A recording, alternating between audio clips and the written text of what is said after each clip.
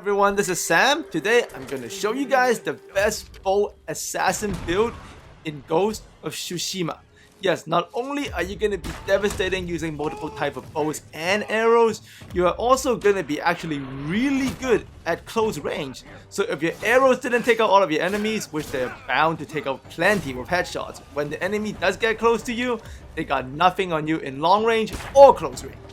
So if you enjoyed today's tutorial, please share and like, and if you would like to see more Tsushima tutorials, just make sure to subscribe.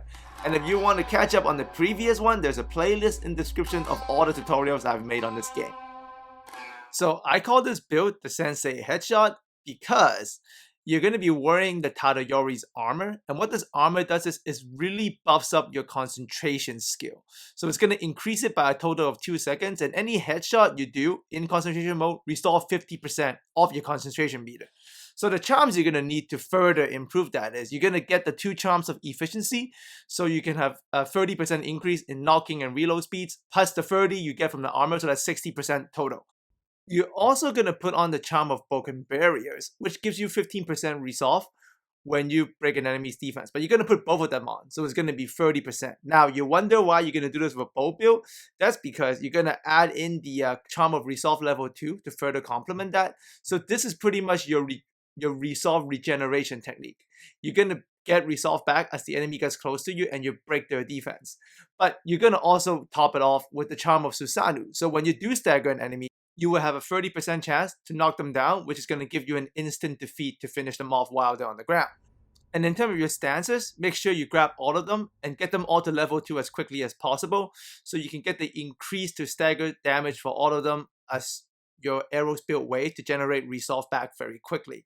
For the mythic arts, make sure you get Heavenly Strike. So this is why you're building up resolve points, right? Not only to heal yourself, but to do mythic arts when your enemies do get close to you. And there won't be many of them because your concentration headshots is going to finish off majority of them. So you're going to also get the Dance of Wrath, so you can finish 3 enemies at once if 3 of them happen to get close to you, which would be rare. And you're also going to use the explosive arrows. That's another mythic quest you can do that you can also improve destroying groups using your arrows. So you can see here, this is a gameplay of everything working together. So starting right off, I'm using the explosive arrow to light multiple enemies on fire. I'm going to use the roll dodge from evasion to roll out of the way. And now I'm chasing headshots, and you can see after every headshot I get my concentration meter back. And if the enemy does get close, I'm going to hit them with the Dance of Wrath, or I'm going to stagger them, and then because of the charm of Susanoo, I can knock them down and then finish them off the ground. And after that, I go right back to my arrows as the second wave comes, and I'm chasing headshot after headshot, rolling back so I can just keep refusing the concentration meter. And if one enemy makes it through in a one-on-one scenario, because of all the resolve I have built up, and the fact that I can stagger and get resolve back, one-on-one this build has no problem beating any type of enemy. Now, some techniques though, that's very important. Now, you want to do concentration after you actually do a full draw.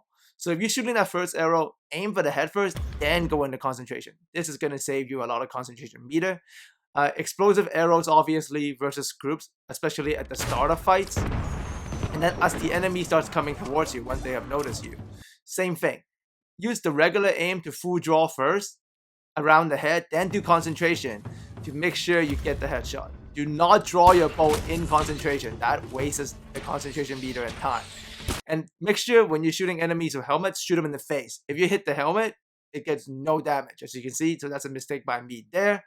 Same thing, back up. And don't forget, you can actually draw your bow while the enemy is up close to you. As long as you have the concentration meter, which you're going to have plenty because of the Tadayori armor, and the headshots you keep getting. Close range headshots are key. And once again, if they're wearing a helmet, either aim for their eyes or their neck. It still counts as a headshot and you will one-shot them. So you can see I'm aiming for the cheek or eye area right there and then finish them right off. So the concentration refill coming from the armor and you doing headshots, it's going to allow you to have huge streaks. You can pretty much get the 7 defeats you need to get to the fill up the ghost meter as quickly as possible. So you can see I'm facing a whole team of Straw Hat Ronins here, and it's just headshot after headshot because the meter refills 50% as I get it. You saw that? The entire meter pretty much refilled back. So as I'm doing this in an assassin way, you know, nice and quiet. So this is a bow assassin build at the beginning of the fight. If you shoot everybody, you know, while you're hiding, no one's ever gonna notice you.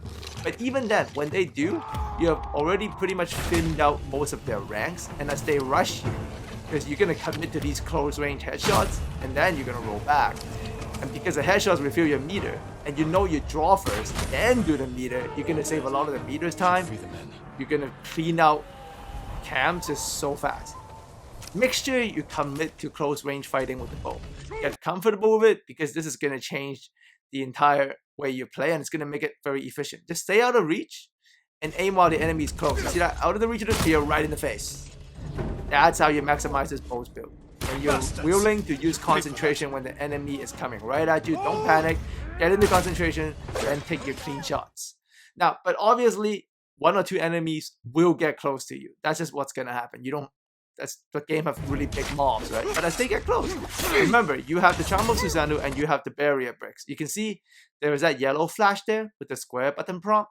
That means the Charm of Susanoo triggered, and I can give this guy an instant defeat. So even though this is a bold assassin build, he kind of has an out in close range melee with the staggering and the Charm of Susanoo. And remember, because of the bow, you have thinned out majority of everyone. As you stagger finish people off, this makes it feel so efficient. So here are the quests, specifically and where they are. You can get the necessary charms you need. For the Charm of Susanoo, you get to go to the Stone Dragon Shrine in Act 1. And then for your 2 Charm of Efficiency, which makes you draw the bow faster, which is huge because it saves concentration meter and aim. You're going to do the Terror of Osuna and also the Sensei and the Student. It's all going to be from Sensei Ishikawa's questline. And for the Charm of Broken Barriers, the ones you're using to build, you know, resolve, and also to stagger to trigger the Charm of Susanoo, you're going to need these 2 quests. Majority of these are in Act 2. And for the final one, the Charm of Resolve 2, you need to just pretty much give you a resolve buff from breaking defenses, and also to getting plenty of arrow kills, because arrow kills trigger resolve 2. You're going to do that quest. To get the armor, the Legend of Tadayori is the mythic quest. That's actually in Act 1, so you can get that out of the way early. The Spirit of Yarikawa's Vengeance, that's in Act 2. That's for the Dance of Wrath. Not super necessary, but I say get it. The Heavenly Strike, that's really necessary. That's going to be in Act 1, and you can't miss it. But make sure you get that so you can finish off. If the Charm of Susanoo didn't trigger, then you do the Heavenly Strike. And do the Curse of Yusisine for the explosive arrow, and the longbow for more arrows. So here's pretty much just a gameplay demonstration of how this bow assassin build should be used and how you should play it. Honestly, if you guys have seen my previous tutorials, also you can check out my Zombie Samurai build or the Furious Kosaku build. This is pretty much the 3rd build I have made for this game, and I only play it on hard mode, so what you see working here is going to work across all difficulties. And I actually have the most fun with this build because you're so flexible, and there is that assassin element to it. So you don't have to rush into every fight. Because of my Zombie Samurai build or the Furious Kosaku Stagger build, you're rushing into fights. But with this, you can kind of pace it out. And for those of you who like stealth and like being an assassin, this bow assassin build is the way to go. And but the best part is, as you do your assassination thing, eventually the enemies will count on. They're not going to stand there and die to your bow. But as they come up close, you actually are very confident to deal with them, because your original arrows have already built up a decent amount of resolve, and as they get close, you have the Charm of Susanoo, you have the Broken Barrier, so you know you can get resolve back through the staggering, and then you can finish them off with either your ghost weapons or even your Heavenly Strike as you stagger them. So the whole thing just flows very, very well. And the fact of the explosive arrows to deal with groups early, this is just very satisfying. The explosion and seeing multiple enemies go down, you know, lit on fire, it's just... The explosive arrow is so cool when you do it right. And as you can see, as they rush into you, because of the concentration headshot you get for maxing out the Tadayori's armor, it's so good. And like the range is so steady. As you upgrade the bow like that, it's a long range headshot. Shield bearer, doesn't matter. We switch to our stance. Yeah, break barrier. He got lucky there because the Charm of Susanoo didn't trigger. But because I have thinned out the majority of his group, I can actually just break his barrier to get my resolve charge. But I can also add in a Heavenly Strike if I want to finish him off immediately. And I still have plenty of a resolve left. And with the concentration meter so long, I can even shoot above his shield to finish him off. There's honestly nothing this build can't do in long range or short range. It is incredibly efficient. As long as you play the assassin element correctly at the beginning, you're gonna get very good control and very good pace throughout the whole fight.